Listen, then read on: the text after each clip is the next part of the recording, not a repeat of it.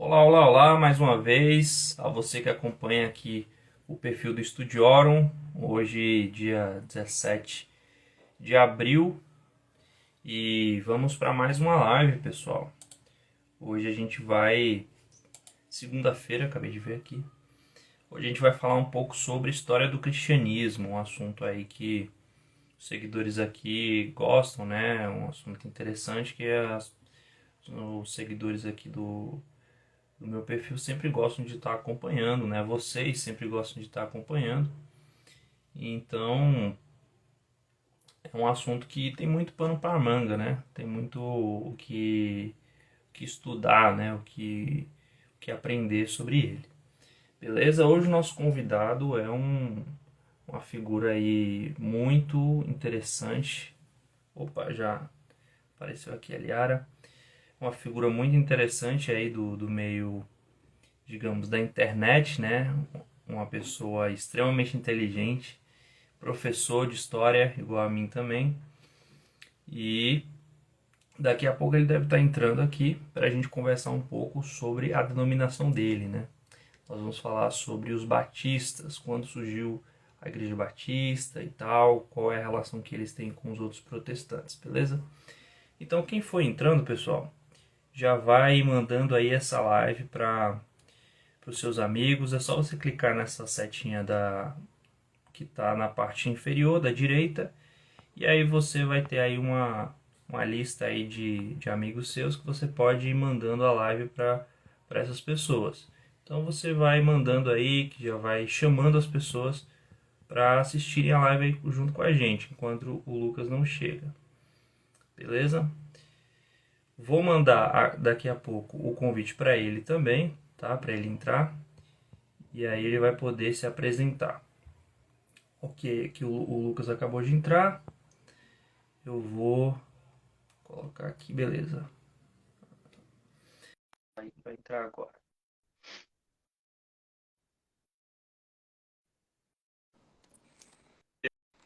Beleza? Tudo certo, Olá, professor? boa noite. Boa noite. Tá me ouvindo bem? Te ouço bem, te vejo bem. Beleza. Beleza, pessoal. Então, vamos para as apresentações, né? Meu nome é Rian, para quem não me conhece, sou professor de História, formado pelo UNASP, Engenheiro Coelho, Centro Universitário Adventista de São Paulo. E tenho feito aqui um trabalho, de certa forma, de apresentar a história sob o ponto de vista cristão, né? Apresentar as nuances cristãs e, de certa forma, religiosas no geral da história. Professor, agora vou passar a palavra para o senhor se apresentar aí um pouquinho. Eu sou o Lucas Gesta, sou mestre em História Social pela Unirio, estou fazendo doutorado agora pela UERJ. Trabalho já há alguns anos em faculdades e em seminários ensinando História do Cristianismo. Coordeno hoje o Núcleo de História da Faculdade Batista do Rio de Janeiro, Seminário Batista do Sul, com a licenciatura em História e a pós-graduação em História do Cristianismo. E também trabalho nas redes sociais, né, divulgando o conhecimento de história do cristianismo. E no mundo acadêmico, a minha área é de cristianismos orientais, né, e o contato deles com o Ocidente. Legal, muito interessante, muito interessante. Inclusive, eu passei a te acompanhar mais justamente por causa do cristianismo orientais, aí, que é um assunto pouco conhecido aqui no Ocidente e causa um certo deslumbre, né? A gente fica, caramba, que tradição exótica, né? Diferente do que a gente conhece aqui. Professor, então o senhor comentou, né? O senhor é batista. Poderia contar um pouquinho mais ou menos assim, desde quando o senhor é batista?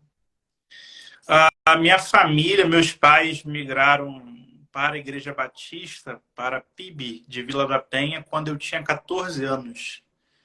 Então, desde os 14 anos, eu fui para a Igreja Batista e me batizei com 15 anos. Então, já vai aí 18 anos.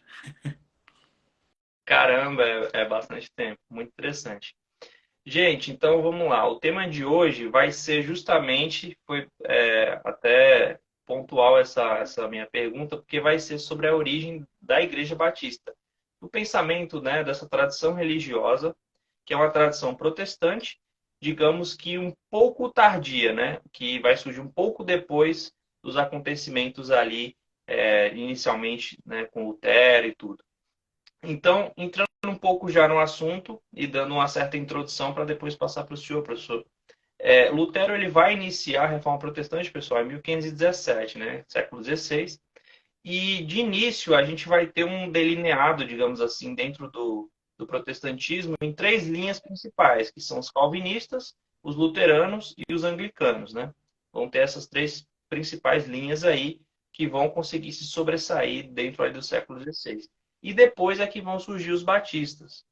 E aí, para quem está meio perdido assim, nunca parou realmente para entender qual foi o motivo de ter surgido a Igreja Batista e tudo, o professor vai explicar um pouco para a gente aqui esse surgimento, né? Então, professor, onde foi exatamente que surgiu as ideias que deram início para esse novo movimento?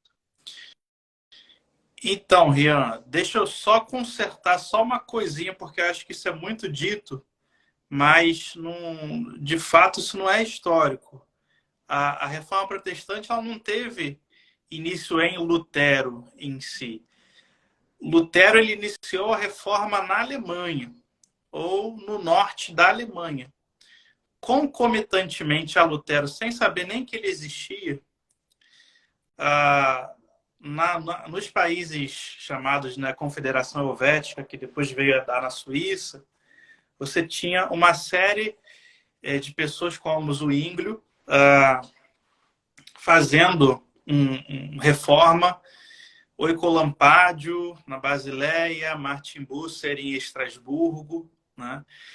Então, se Lutero, Melanchthon e Karlstadt e outros originaram a reforma chamada mais tarde luterana para o norte ali da Alemanha, aquela região, depois para cima, né, Suécia, Escandinávia, entre aspas, ao sul, né, o norte do sul, você tem a linha que vai ser chamada mais tarde de reformada, que é essa linha que surgiu independentemente de Lutero, tá? Com Zwinglio, Busser e Oecolampádio, né? E concomitantemente a essas duas, você tem uma terceira linha, tá? Que vem por fora, que não é feita por teólogos e nem por universitários, que no caso a linha reformada e luterana é toda de universitários e grandes teólogos e doutores. Essa linha mais popular, né? E essa linha mais popular ela surge tanto na Alemanha quanto na Confederação Helvética, ou melhor, tanto no Sacro Império Romano, né, quanto na Confederação Helvética, que vai ser uma linha mais tarde chamada de anabatista, né? Então, se eu fosse colocar a reforma protestante, as três grandes linhas são essas: a luterana, a reformada e a anabatista. E a linha anglicana, ela vai ser uma espécie de mistura disso tudo. Ela vai ser literalmente uma mistura disso tudo, né? Então, para a gente compreender o início dos batistas, a gente precisa ir um pouco para a questão da Inglaterra, né? Os batistas eles têm dois grandes fundamentos, tanto os batistas gerais quanto os batistas particulares. Um é o movimento puritano, tá? E o outro fundamento é o movimento menonita. Então, tanto batistas gerais quanto batistas particulares, ambos vão ser fundados nessa ponte entre Inglaterra e Holanda, tá? Ambos vão ser fundados entre puritanos e menonitas. Então, tecnicamente, os batistas são uma parte de reformados, quer dizer, um pedaço é reformado, outro pedaço é anabatista, né? O início, né? Antes de surgir a Igreja Batista, você tem diversos grupos na Inglaterra, ali pelo final do século XVI, pela segunda metade do século XVI, que não estão totalmente satisfeitos com as reformas, né, com a introdução do protestantismo na Igreja Anglicana. Né? Então, por mais que a rainha primeiro o Henrique VIII, né, e depois a rainha Elizabeth, eles introduzam o livro de oração comum, a Bíblia no vernáculo, comecem os artigos de religião, né, que depois vai ser concluído lá no século XVII. Esses grupos, e eram vários teólogos e pensadores, eles vão dizer que a reforma na Igreja da Inglaterra não está completa, porque ela ainda carrega elementos antibíblicos ou não bíblicos ou elementos católicos. Né? Esses grupos, no geral, eles vão ser apelidados pelos inimigos de puritanos, né? Aqueles que queriam purificar a Igreja da Inglaterra, no caso do catolicismo romano. Isso já tem na Rainha Elizabeth, tá? Apesar de todo o problema puritano estourar no século XVII. Né? Um desses homens, chamado Robert Brown, lá em 1582, ele vai lançar um texto dizendo o seguinte: se a Igreja da Inglaterra ela não completa a reforma, o fiel não é obrigado a frequentá-la. A galera era muito bem política, e isso tudo é política e religião, né? Porque a igreja é a política é a igreja ali na Inglaterra, tá tudo junto.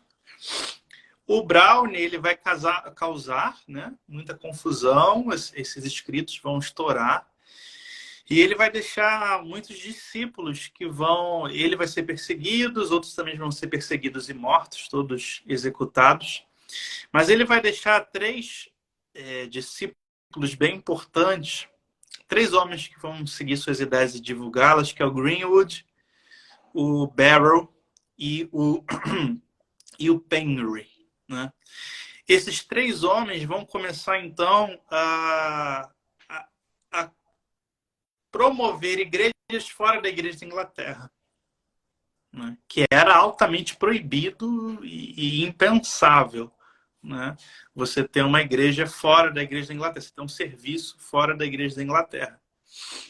Esse grupo ele vai começar a distribuir textos, panfletos, tratados, vai começar a entrar esses textos dentro de Cambridge, nas regiões mais afastadas da coroa, da corte.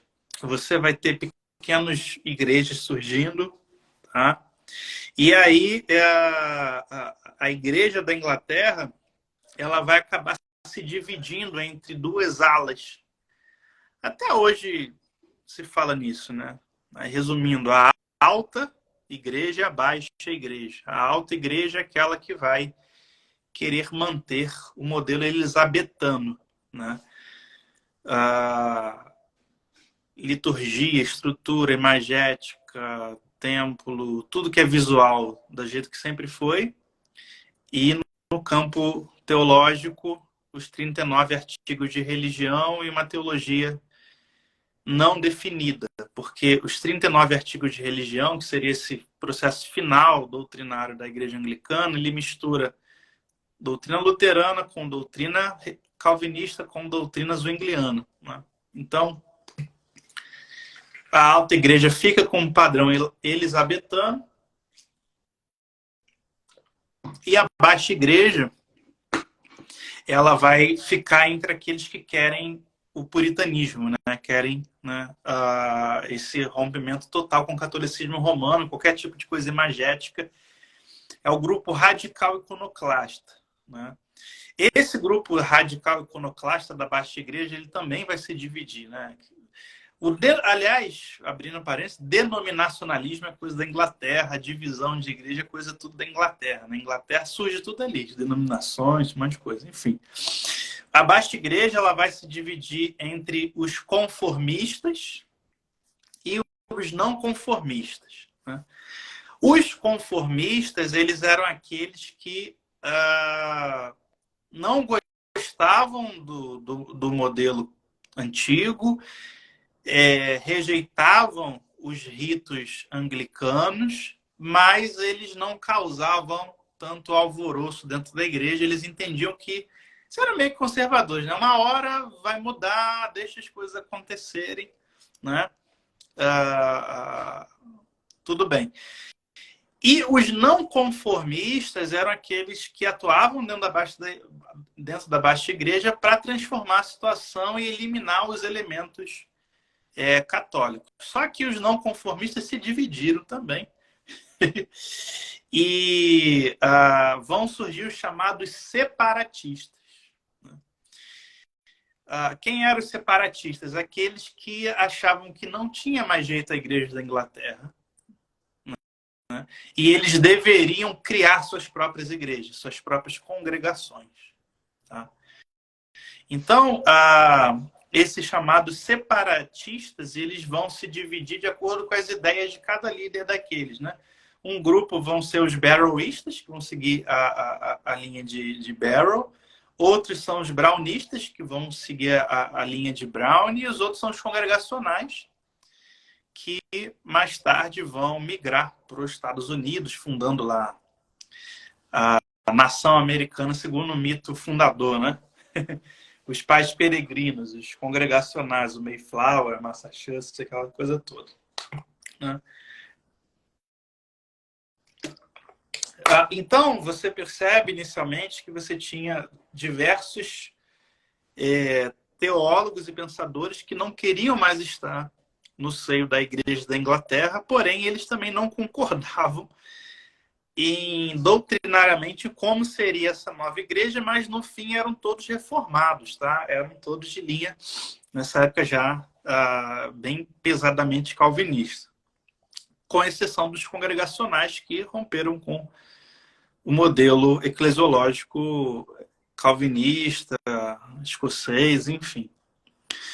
Nesse ínterim, tem um homem chamado John Smith. Esse homem está se formando em Cambridge para se tornar um sacerdote anglicano. E lá em Cambridge, ele é tutoriado, né? Ele é pastoreado, discipulado, tutoriado por um dos seguidores de Penry, aquele que eu falei lá atrás. O nome desse pastor era Francis Johnson. E Francis Johnson colocou na cabeça do John Smith todas as ideias separatistas e todas as ideias reformadas mais radicais. E aí o John Smith, ele se formou, se tornou um padre anglicano, mas já ali em 1594 ele já começou a causar problema, porque ele começou a criticar a Igreja da Inglaterra, ele começou a romper com a liturgia, né? E ele vai piorar a situação dele como padre até ele ser expulso, até ele ser demitido em 1602. Né? John Smith, então, demitido, ele começa a pregar.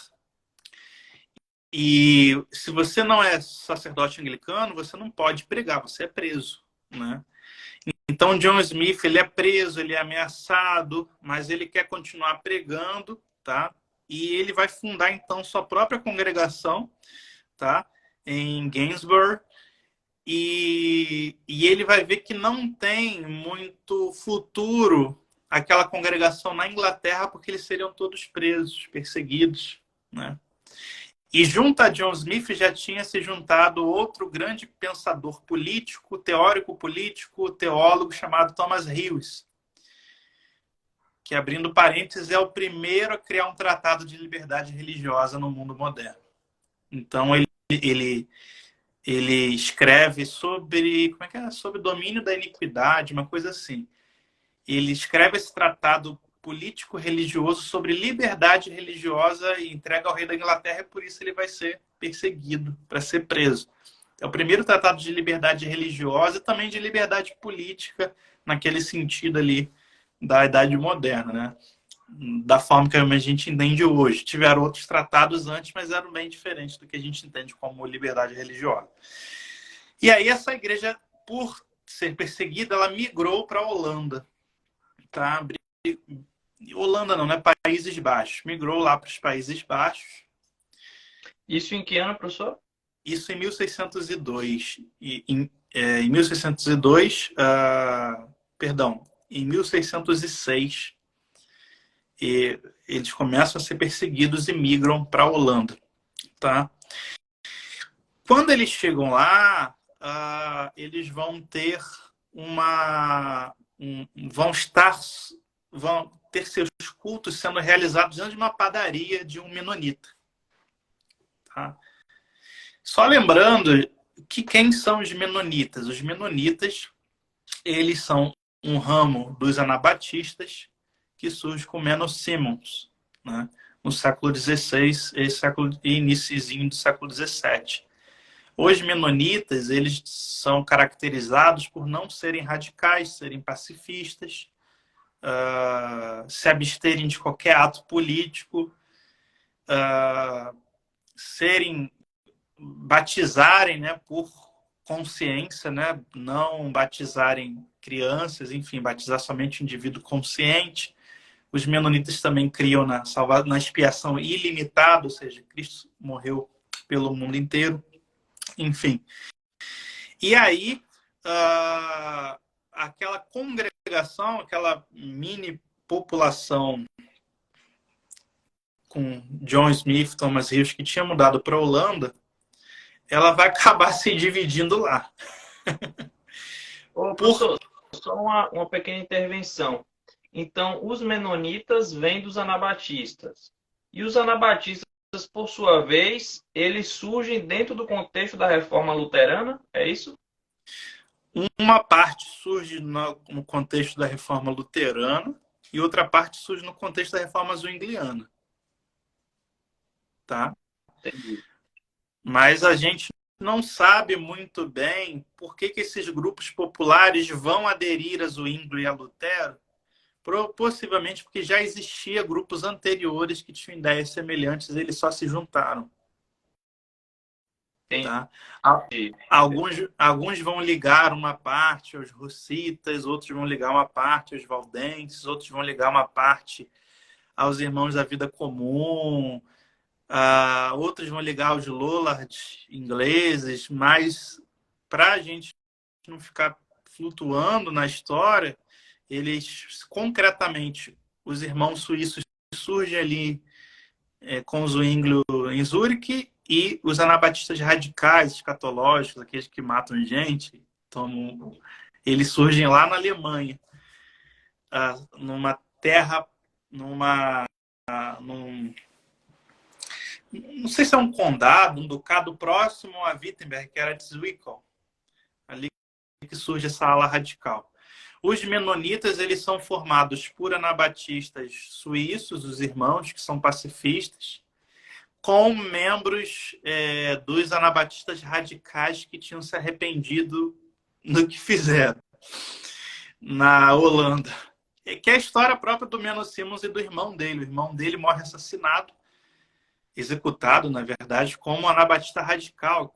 E ele, com pesar no coração, começa a pastorear esse pessoal. Fala, gente, vocês não precisavam matar ninguém, nem pegar entipado. Jesus Cristo não manda isso. E aí o Menno Simons, ele vira o grande pastor dos suíços que foram perseguidos na Suíça e desses radicais que estavam sendo perseguidos em tudo quanto é canto. E ele criou um movimento pacífico ali, né?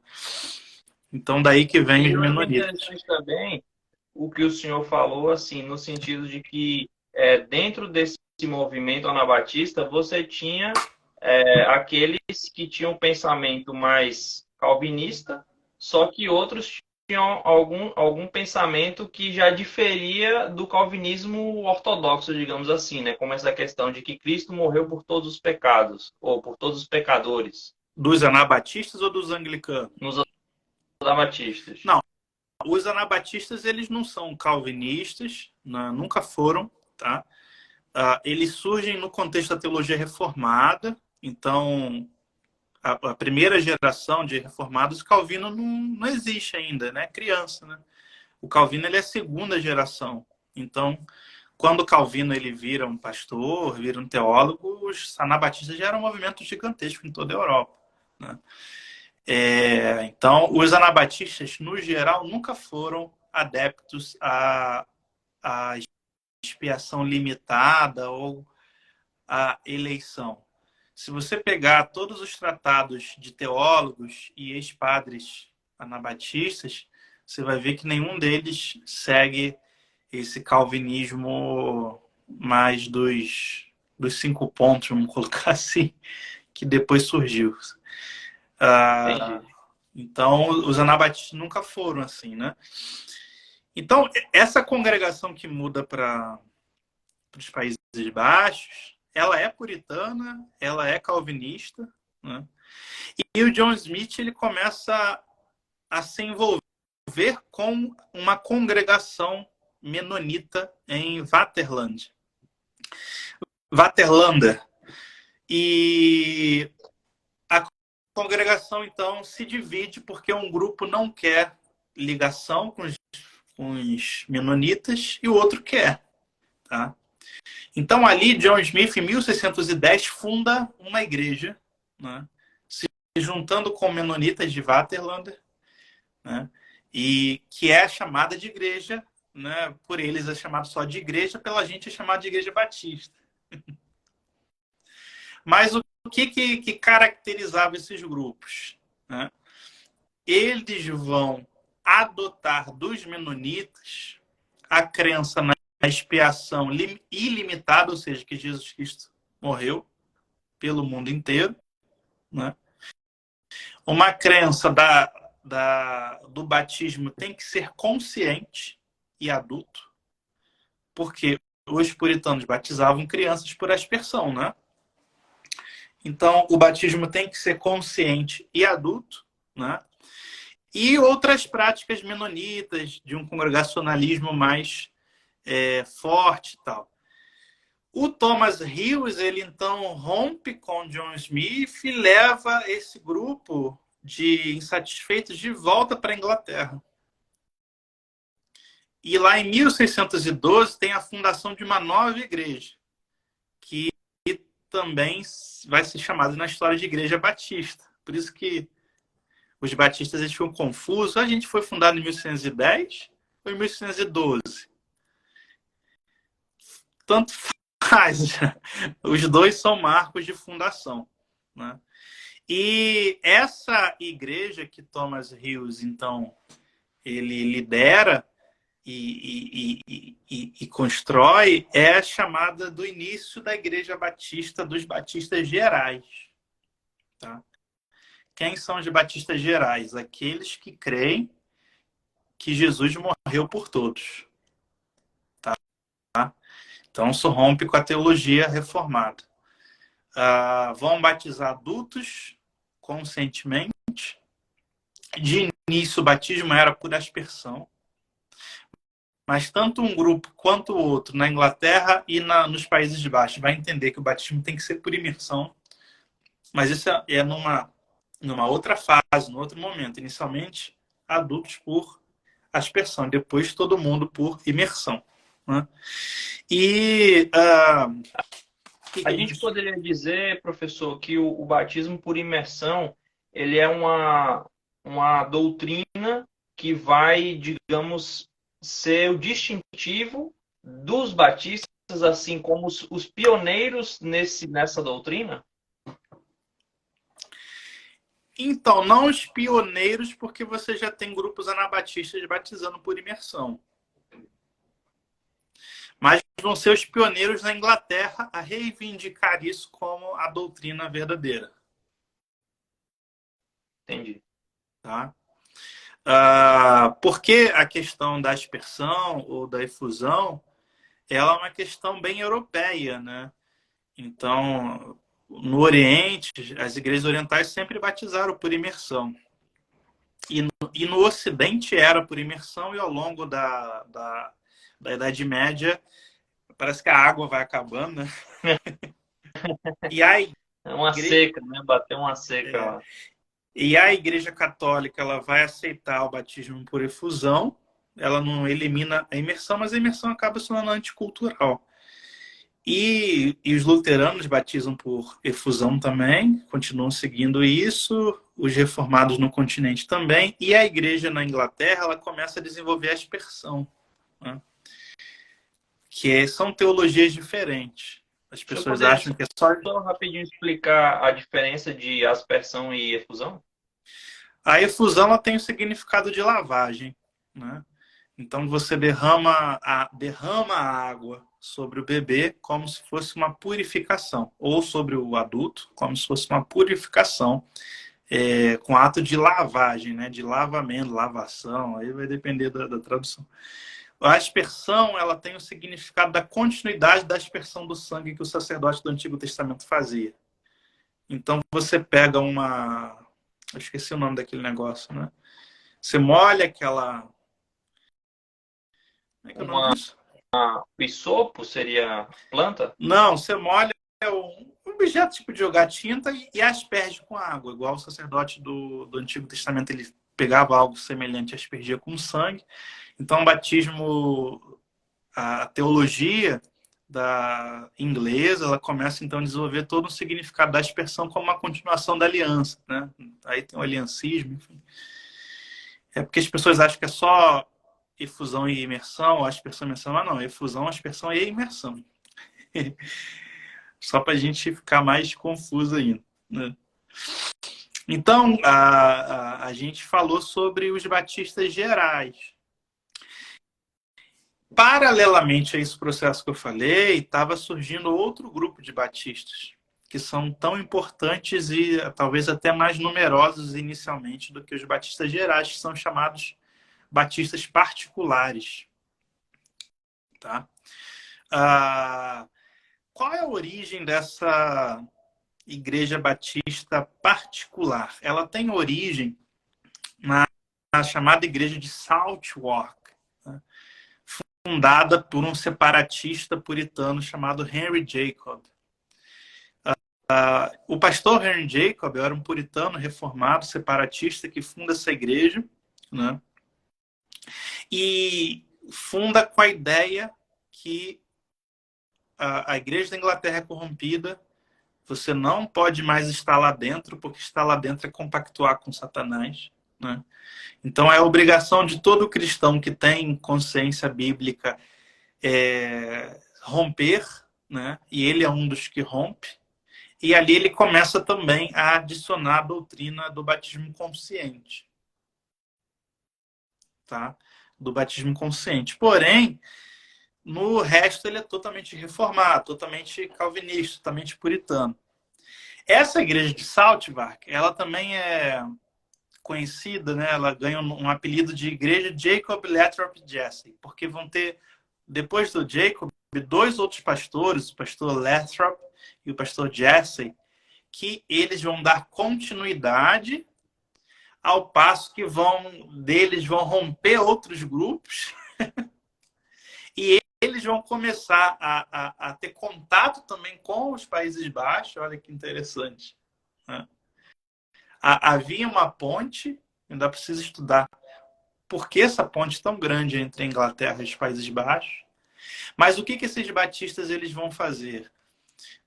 Introduzir o batismo por imersão, tá? O batismo adulto consciente, depois o batismo por imersão, e depois eles vão introduzir uma coisa que era motivo de ódio, mais ainda para os anglicanos, que era a ceia restrita. Então, se você não fosse batizado por eles, você era proibido de tomar ceia. Se você fosse batizado quando você era criança na igreja anglicana, você não podia tomar ceia. Você tinha que ser batizado novamente, coisa que os gerais não faziam. Os gerais não rebatizavam, mas os particulares. Por que é chamado de batistas particulares? Porque eles acreditam que Jesus Cristo só morreu pelos eleitos, né? É expiação limitada. Então, se Jesus Cristo só morreu para os eleitos, esses eleitos eles vão procurar o verdadeiro batismo e só eles podem receber ceia, né? Essa igreja ela ficou muito famosa porque ela vai crescer muito dentro da Inglaterra, ela vai plantar congregações em todo o interior da Inglaterra, né? E durante a Guerra Civil, né, durante a Revolução Puritana, uma parte dos regimentos eram de batistas particulares.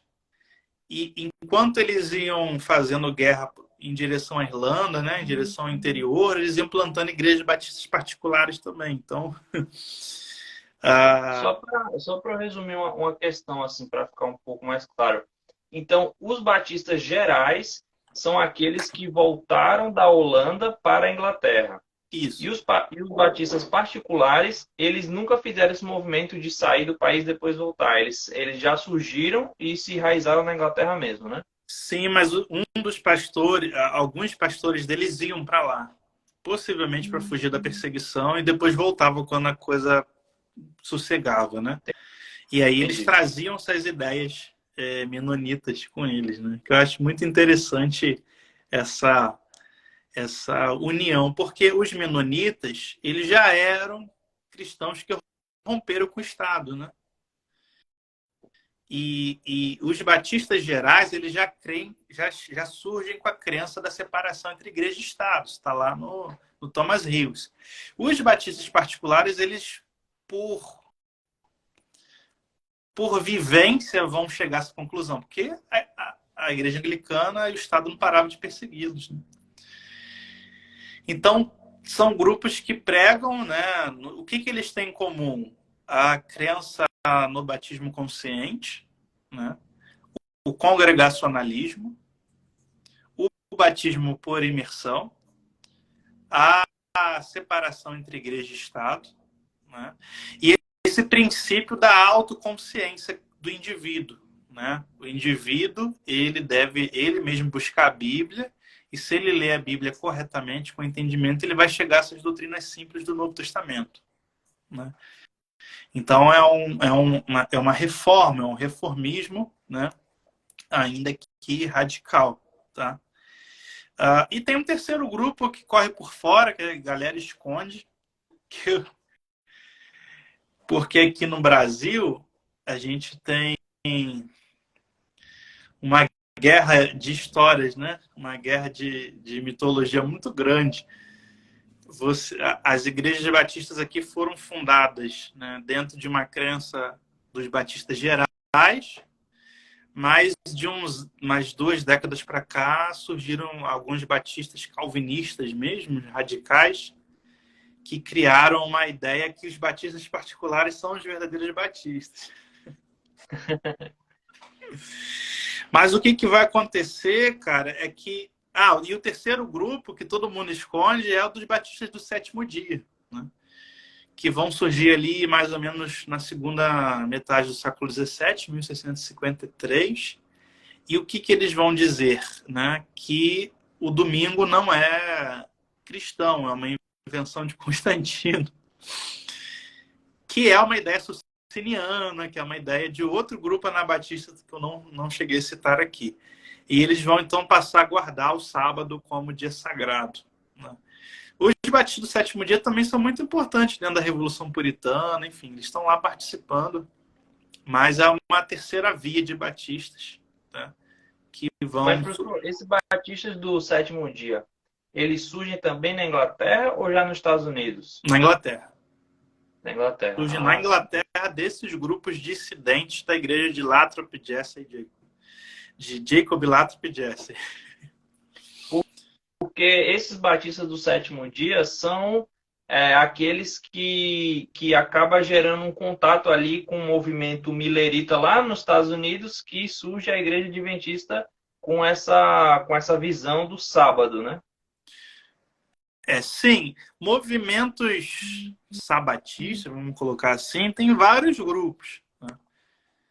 Eu só não sei agora se tem uma ligação direta desses batistas do sétimo dia com os batistas do sétimo dia dos pais da Ellen White, né? Que eram batistas do sétimo dia também. Possivelmente, mas também não posso fazer essa ponte, porque é século XVII para o XIX, né? São mais de 200 anos aí. Mas, de qualquer forma, na Inglaterra vai ficar assim: batistas gerais, que vão criar suas confissões de fé, batistas particulares, que vão criar suas confissões de fé, e o menor número, batistas do sétimo dia, que vão criar suas confissões de fé. Tá? Esses grupos não se aceitavam como irmãos, ambos rechaçavam uns aos outros, Se você fosse um batista geral e fosse uma igreja particular ou vice-versa, você tinha que ser até às vezes rebatizado. Os particulares rebatizavam os gerais. Os gerais, eles tinham mais uma linha mais de pessoas mais pobres, né, classe média baixa, e batistas particulares uma linha mais intelectualizada e mais rica, né? E você, o congregacionalismo radical era dos batistas particulares. Os batistas gerais não eram congregacionais radicais, eles aceitavam meio que uma flexibilidade nessa questão.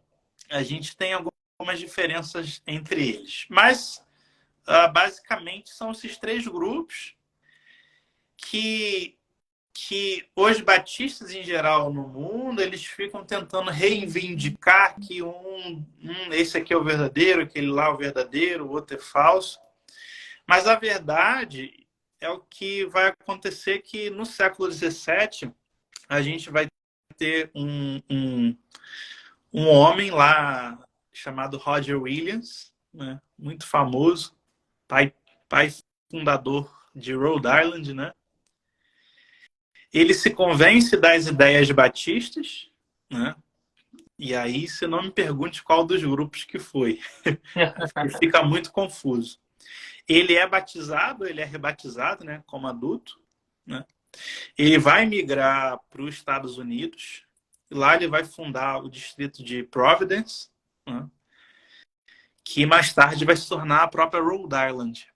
E o que vai acontecer? O Roger Williams ele vai fundar uma igreja lá com crenças batistas, mas que vai incluir particulares e gerais.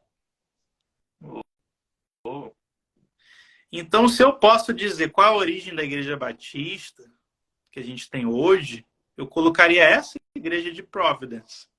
Porque ela vai unir particulares, gerais, quem quiser. Só do sétimo dia que romper com domingo, né? É bem complicado. Mas ali, como estava fundando ainda a civilização, o maior problema era morrer de fome e ser morto por índio, a galera se juntava, tá entendendo?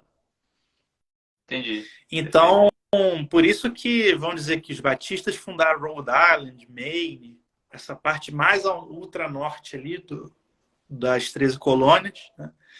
E lá eles vão conviver meio que pacificamente, sem brigarem, porque o que vai unir eles é a crença no batismo por imersão dos adultos conscientes, a ceia para esses batistas, né? Para quem foi realmente imerso e batizado conscientemente, então uma ceia particular. A separação entre igreja e Estado, que é uma das bases da fundação dos estados do norte, porque uma parte é batista, outra parte é congregacional, então ninguém quer saber de igreja e Estado junto, né? E o congregacionalismo, né, são antiepiscopais radicais, também não são muito chegados a presbíteros, né? Enfim, é uma questão também que eles vão adotar, né? Mas os batistas funciona a questão da hierarquia no pensamento deles, assim? Se não tem se não tem a figura do presbítero, como é que decide quem é que vai fazer a ceia e tal? Então, você vai ter grupos que vão instituir que qualquer um pode fazer a ceia, mas tem pastores, né? As igrejas são sempre lideradas por pastores. E tem outros grupos que vão decidir, não, é os diáconos que servem a ceia na liturgia, porque eles têm um aspecto antilitúrgico. Tipo assim, a gente não quer ser aquela igreja da Europa, a gente quer ser a igreja do Novo Testamento. Então, no Novo Testamento, você só tem pastor e diácono. Ou você só tem pastor e o resto é diácono, né? Então, essa é mais ou menos aqui a introdução. Para a gente entender um pouco. Lembrando que lá na Inglaterra não morreu, continuou Batista geral, Batista particular, Batista do sétimo dia. E Perfeito. alguns desses grupos que vinham para a Nova Inglaterra, né, vinham para os Estados Unidos, eles tentavam puxar sempre a sardinha ou para o lado calvinista, né, formado, ou para o lado batista geral. Tá? Que eu não gosto de dizer arminiano, porque Armínio é outro negócio. Eu sei que as pessoas apelidam ele, quem não é calvinista, de arminiano, mas isso é um erro histórico, teológico, enfim. Porque Mas, o John... professor, quando aquele primeiro grupo que o senhor falou, quando eles foram para a Holanda, ali naquela região da Holanda, depois vai surgir o arminianismo, né? Tem alguma relação entre uma coisa e outra, aqueles que ficaram ali na Holanda com isso? Então, não dá para a gente dizer que não tem.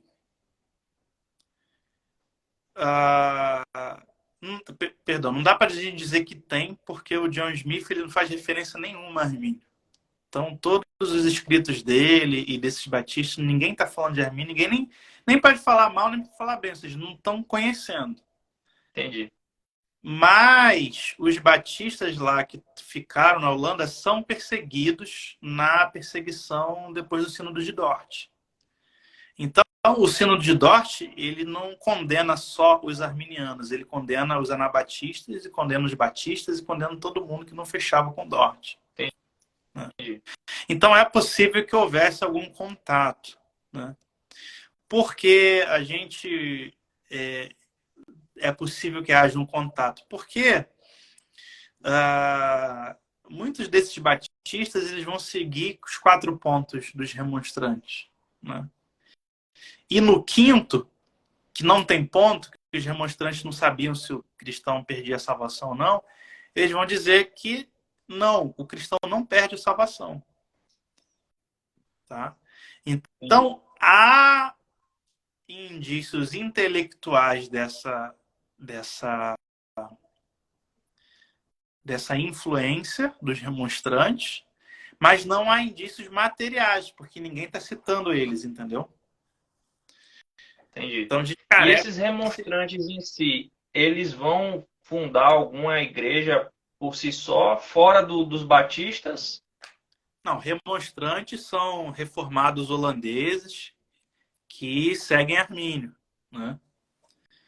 O que eles vão fundar é a igreja remonstrante ou a igreja arminiana nos Países Baixos. Lá existe uma igreja original, não é igual aqui que o pessoal fala que todo mundo é arminiano, não. Lá são os arminianos de verdade.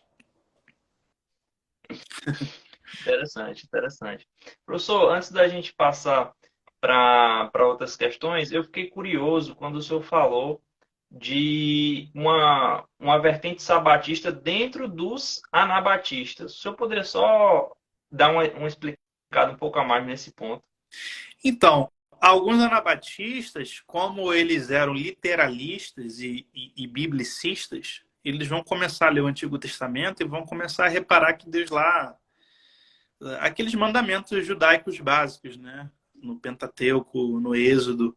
Então, alguns anabatistas que não chegam a formar grupos grandes, eles acabam seguindo crenças parecidas, não vou botar igual, com os adventistas. Né? Parecido, Entendi. não igual, com os adventistas. Isso sempre teve na história da igreja. Tá? Antes disso, os valdenses também tinham isso, mas o pessoal não fala muito. Mas sempre houve grupos que, quando tiveram contato com o Antigo Testamento, eles começavam a adotar algumas práticas judaicas. Entendi, entendi. E por parte das igrejas oficiais estabelecidas, a própria Igreja Católica, existiu um desejo de privar os cristãos de lerem o Antigo Testamento justamente por causa disso? Ou não? Não, isso aí nem tem isso de privar alguém de ler o Antigo Testamento. O que vai acontecer é, chegando ali próximo do século XVI, a igreja, muitas autoridades católicas vão entender que está sendo muito nocivo a população ler a Bíblia, porque está criando muitos movimentos novos. Entendi. E aí começa a surgir no seio católico aquela ideia de a Bíblia pertence à igreja, que é uma teoria do Tertuliano, lá no século II, né? contra adversos a hereses, contra os advertimento. Okay? Enfim, é o livro do Tertuliano contra os hereges, que ele diz que a Bíblia pertence à igreja, logo os hereges não podem usá-la na sua defesa. Né? Só que para a Igreja Católica do século XV, a igreja não é o povo, a igreja é o sacerdócio. Então ela começa a fazer um combate sistemático ao acesso de Bíblia entre o povo. Então, na verdade, até antes, século XIV também, ainda que não muito, mais ali na França, na Itália. Mas quando chegar ao século XV, isso vai começar a ser regra. Né? A Igreja Católica vai proibir o acesso à Bíblia quem não era sacerdote ou monge. Né? Então, por conta, assim, historicamente falando, por conta que estava muito movimento de reforma. Né? Então, você tinha de beguinas, de begardos, valdenses, petroprussianos, henriquenses, arnaldistas, lulardos, russitas, moravianos, adamitas, orebitas. Século XV está... A gente fala da reforma protestante do século XVI, é porque a reforma protestante foi quando os reinos aderiram, mano. As reformas estão pegando fogo no século XV, né? Entendi. Então, o que vai acontecer é que você tem alguns grupos que começam a ler a Bíblia por eles próprios e começam a desenvolver um literalismo, um biblicismo, que a gente fala hoje, ainda que seja anacrônico falar isso, mas vão pegar crenças assim, mais do básico do mundo judaico. Né? Perfeito. Professor, o próximo tópico assim, para a gente abordar dentro desse assunto dos batistas são as crenças fundamentais. O senhor já citou algumas delas, né? O batismo por imersão, o batismo consciente, né? Que vem dos menonitas, dos anabatistas e tal. Agora eu queria que o senhor abordasse um pouco mais sobre a questão da liberdade de crença e consciência, porque me parece, como o senhor falou, que foi um pioneirismo mesmo da Igreja Batista, dos batistas, né? De defender esse sistema de separação de igreja e Estado, algo que você não vê, por exemplo, nos anglicanos, nos luteranos, né, nessa ala mais magisterial. Né? Então, a gente poderia falar o quê, né, o que eles entendiam necessariamente por separação de igreja e Estado, o que significa isso no pensamento batista. Por exemplo, o presidente do Brasil se reunir com pastores, tal, fazer orações ali públicas. Como que a gente entende qual era realmente o debate sobre a liberdade de consciência e crença? Então, o Thomas Hughes, no tratado dele, A Revelação do Ministério da Iniquidade, ele tem uma crença que é bem moderna, assim, bem contemporânea.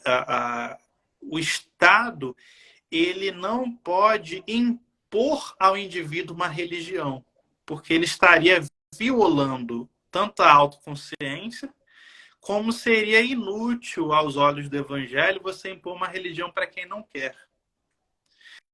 Então, o Estado ele deveria permitir, né, a existência de qualquer grupo religioso. No caso, só tem cristianismo, né? Não é pan, liberdade, não. Só tem cristianismo ali que eles estão pensando. Então, toda vez que o Estado ele intervém, ele assume uma posição religiosa e persegue outros indivíduos, ele está fazendo uma espécie de anticristo. Né?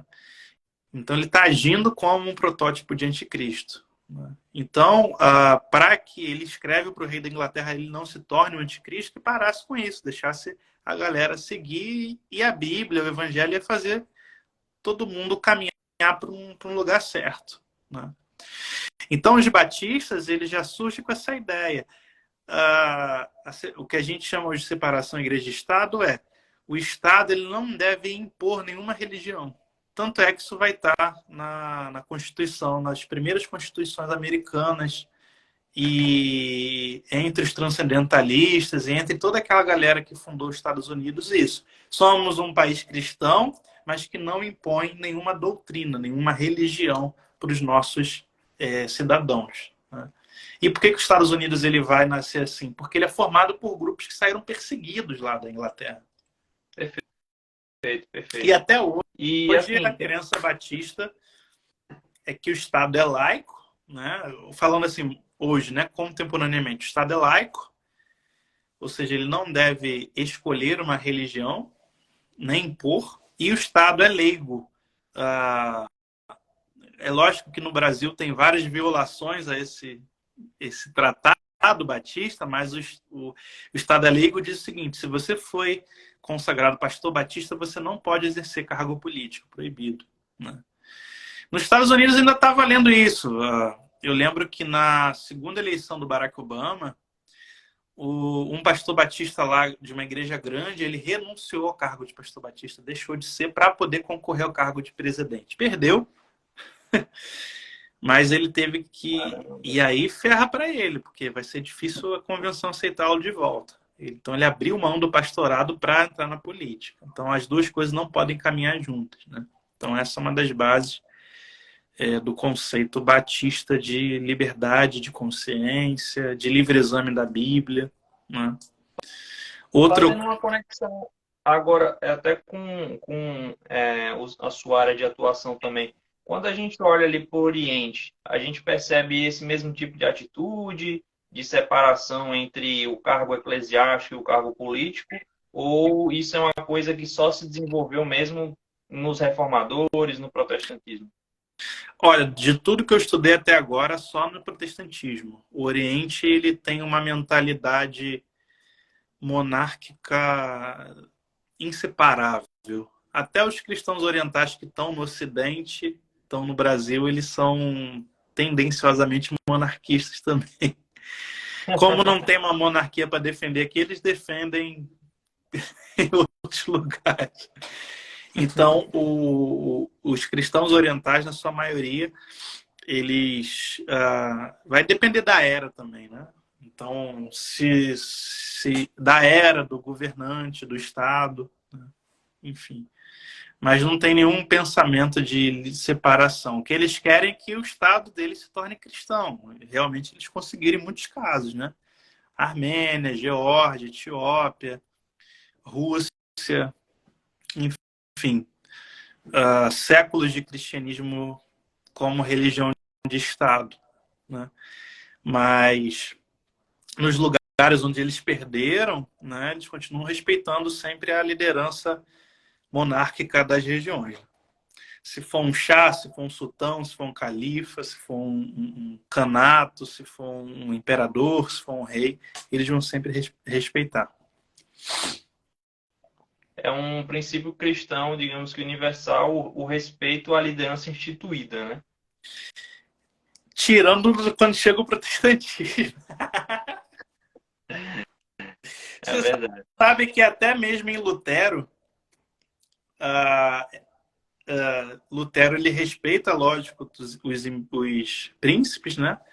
E o imperador, mas ele lança mais alfinetadas. Ele fala: se o condutor da carroça, da carruagem, perder o controle dos cavalos, é obrigação sua tirar as rédeas da mão dele e controlar a carruagem para que todo mundo não morra.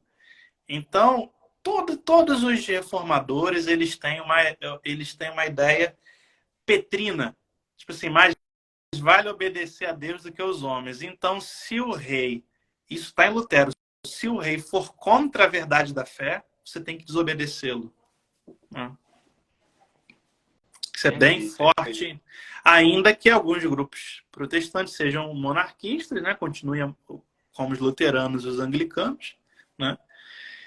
Os reformados, no geral, tirando os reformados lá mais para o leste europeu, os reformados clássicos não são monarquistas, são sempre republicanos, né? Então você vai pegar ali a Suíça, a Holanda,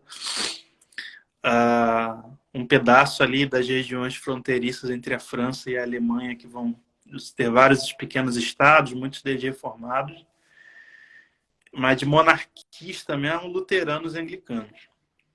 Perfeito. Professor, o senhor citou a questão do, entre os anabatistas, haver uma, uma oposição muito grande à hierarquia episcopal e presbiteral também.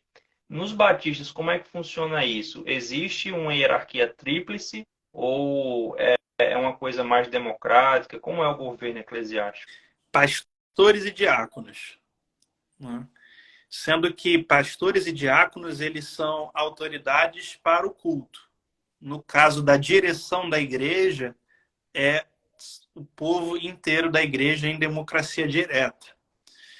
Então, o pastor, ele é pastor espiritual da igreja, o diácono é diácono espiritual da igreja, mas na hora das decisões, a decisão tem que ser levada à assembleia para ser 50% mais um. Entendi. Então, em Né?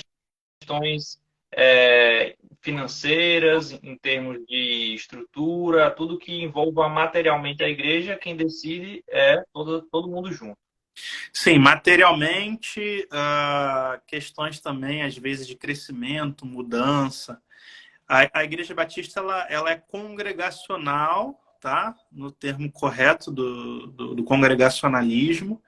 Então, ela não aceita nenhum tipo de dono sobre as igrejas locais. Ela preza pela independência total da igreja local. A Igreja Batista ela até se reúne em associações supra, mas essas associações supra não mandam nas igrejas locais, ao contrário. As igrejas locais que mandam nas associações supras. Então, por exemplo, aqui no Brasil, a gente tem uma associação supra de todas as igrejas batistas de determinada linha, que é a maior, que a gente chama de Convenção Batista Brasileira. A convenção não manda nas igrejas locais, mas as igrejas locais mandam na convenção. A gente tem uma associação, a gente tem duas associações supra para mandar, para plantar igrejas batistas no mundo inteiro e no nosso país, que é a Junta de Missões Nacionais e a Junta de Missões Mundiais. As juntas não mandam nas igrejas, mas as igrejas mandam nas juntas. Assim também como tem uma associação supra de pastores, a Ordem dos Pastores Batistas Brasileiros. Eles não decidem para onde, que igreja vai ter qual pastor, isso é de jeito nenhum.